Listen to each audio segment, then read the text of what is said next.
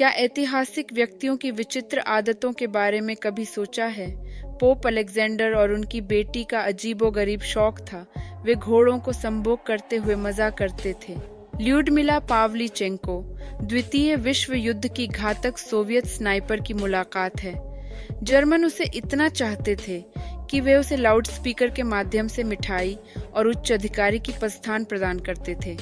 Walt Disney एक उदार boss थे। उन्होंने अपनी हाउसकीपर को हॉलिडे बोनस के रूप में कंपनी के हिस्से दिए थे। जब वह निधन हो गई तो उसकी संपत्ति की मूल्य लगभग 9 मिलियन था। क्या आपको पता है कि मैरिलिन मोनरो एक अनाथालय में बड़ी थी? आश्चर्य से भरपूर 11 परिवारों ने उसे गोद लेने की कोशिश की, लेकिन सभी उसे वापस कर दिया। क्या आप जानते हो, प्राचीन ग्रीस में यदि कोई पुरुष किसी महिला के सामने प्रस्ताव रखता था और वह उसे अस्वीकार कर देती थी तो उसे हर्जाना देने की अनुमति दी जाती थी। संयुक्त राज्य अमेरिका के शुरुआती उपनिवेशवादियों ने टॉयलेट पेपर के रूप में मकई के भुट्टे का उपयोग किया। 1912 में फ्रांस रीचेल्ट नाम के एक व्यक्ति ने घर का बना पैराशूट पहनकर एफिल टावर से छलांग लगा दी और वह मर गया। मध्य युग के दौरान लोगों का यह मानना आम था कि यदि वे चर्च में सो जाते हैं तो उन पर राक्षसों का साया हो सकता है। क्लियोपेट्रा अपने समय की सबसे खूबसूरत रानी थी। वह इतनी खूबसूरत थी कि अपनी खूबसूरती बरकरार रखने के लिए वह हर दिन 700 गैलन से भी ज्यादा दूध से नहाती थी। उसने आसपास के सभी राज्यों के राजाओं और सैनिकों को अपनी खूबसूरती के जाल में फंसा लिया था।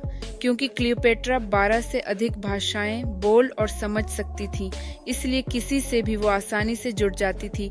लेकिन इतनी चालाक और खूबसूरत रानी की 39 साल की उम्र में रहस्यमय तरीके से मौत कैसे हो गई?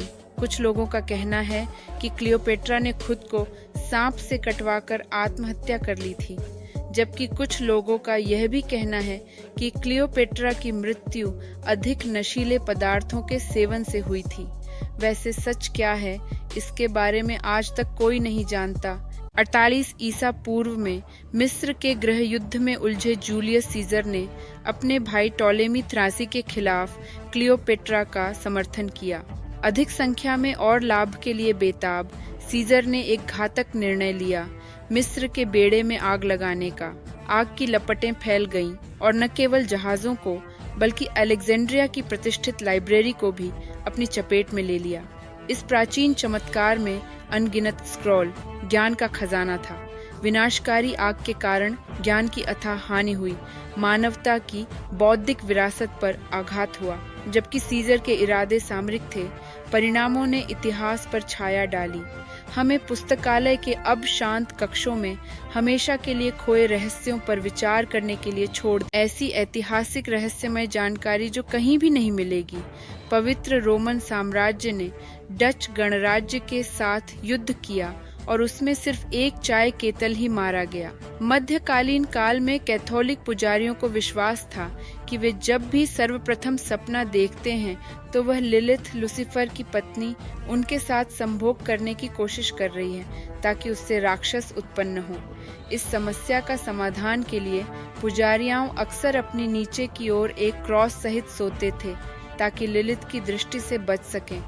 जैविक युद्ध का एक प्राचीन प्रकार, एक पुराने एथेनियन नामक त्रासिलॉस ने कभी एक मूर्ति के खिलाफ मुकदमा किया जिसने उसके दोस्त को मार दिया था। आंगिक धारा ने मूर्ति को दोषी पाया और उसे सजा के रूप में समुद्र में फेंक दिया गया।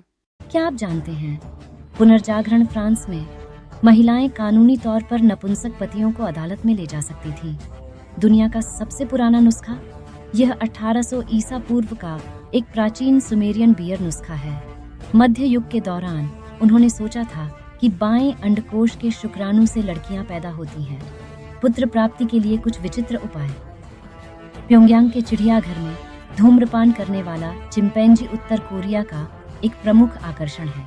1923 में जॉकी फ्रैंक हेस ने न्यूयॉर्क में एक रेस जीती, जबकि उनकी मृत्यु हो चुकी थी। उन्हें दौड़ के बीच में दिल का दौरा पड़ा, लेकिन उन्होंने फिनिश लाइन पार कर ली और 20वीं सदी की शुरुआत तक मंगोलियाई अपराधियों को लकड़ी के बक्सों में बंद करके भूखा मरने के लिए छोड़ दिया जाता था।